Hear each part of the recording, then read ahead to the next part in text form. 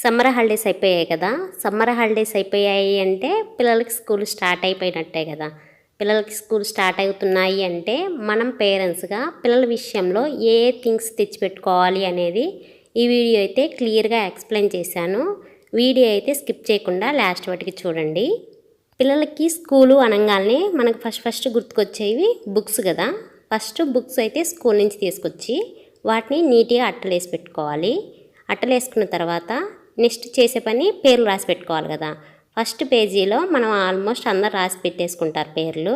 అలాగా రాసి పెట్టాము అన్నాకో ఫస్ట్ పేజ్ చినిగిపోతే బుక్ అనేది మిస్ అవుతుంది కదా. అలా మిస్ అవ్వకుండా ఉండాలి అంటే ఇలాగా బుక్ని రివర్స్ తిప్పి ఇక్కడ కూడా పేరు రాసి పెట్టాము అన్నాకో మన పిల్లల బుక్స్ అసలు మిస్ అవ్వకుండా ఉంటాయి. స్కూల్ నుంచి బుక్స్ తెచ్చేసుకున్నాము, అట్టలు వేసుకున్నాము, పేర్లు కూడా రాసేసుకున్నాము. నెక్స్ట్ చేసే పని ఏంటి, ఈ బుక్స్ని బ్యాగ్లో పెట్టుకోవాలి కదా. Bags last air bags almost ఉండొచ్చు, లేని వాళ్ళు కొత్త బ్యాగులు అయితే 10 days బిఫోరే ఈ పని అంతా చేయాల్సింది. స్కూల్ స్టార్ట్ అయ్యే 10 days బిఫోరే చేయాలి. మా పిల్లల బ్యాగ్స్ లాస్ట్ ఇయర్ ఉన్నాయి కాబట్టి వాటిని నీట్గా వాష్ చేసుకున్నాను. బుక్స్ బ్యాగ్ అలాగే క్యారేజ్ బ్యాగ్ కూడా నీట్గా వాష్ చేసుకొని ఇలా పెట్టేసుకున్నాను. నెక్స్ట్ చేయాల్సిన పని పెన్సిళ్ళు, ఎరేజర్లు, షార్ప్నర్లు ఇలాగ ఒక బాక్స్లో వేసి పెట్టుకున్నాం అనుకో మనం స్కూల్ పంపించే టైం ఎతుక్కుండే పని లేకుండా ఉంటుంది.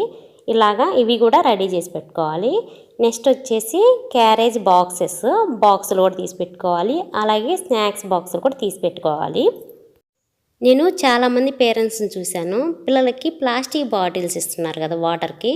అలా కాకుండా ఇలాగ స్టీల్ బాటిల్స్ ఇవ్వండి, బాగుంటాయి కదా పిల్లలకి. ఒక్కోసారి మనం వర్షాకాలంలో వచ్చినప్పుడు వాటర్ని వేడి చేసి పోస్తుంటాం కదా. అలాగ ప్లాస్టిక్ బాటిల్లో పోసామనుకో అంత ఆరోగ్యానికి కూడా మంచిది కాదని నేనైతే ఈ స్టీల్ బాటిల్స్ అయితే మా పిల్లల స్కూల్ స్టార్టింగ్లో ప్లాస్టిక్ బాటిల్స్ ఇచ్చాను.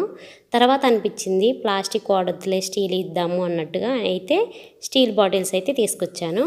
నెక్స్ట్ వచ్చేసి నాప్కిన్స్ కూడా నాయి లాస్ట్ ఇయర్ ఉన్నాయి పిల్లలవి. నేను ఒక్కసారిగా ఒక 6 డజను నాప్కిన్స్ తెచ్చిపెట్టుకుంటాను ముందేను.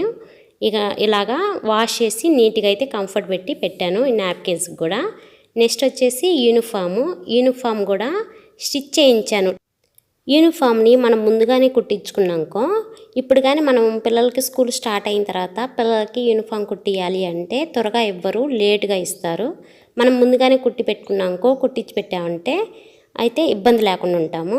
నేను క్యారేజ్ బాక్సులు ఇంతకుముందు ఫస్ట్లో పిల్లల స్కూల్ స్టార్టింగ్లో మోడల్ ఈ డీమార్ట్లో కొనుక్కొచ్చి పంపించేదాన్ని.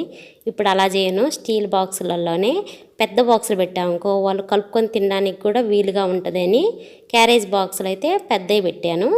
అలాగే టై బెల్టులు కూడా ముందే తీసి పెట్టుకోవాలి.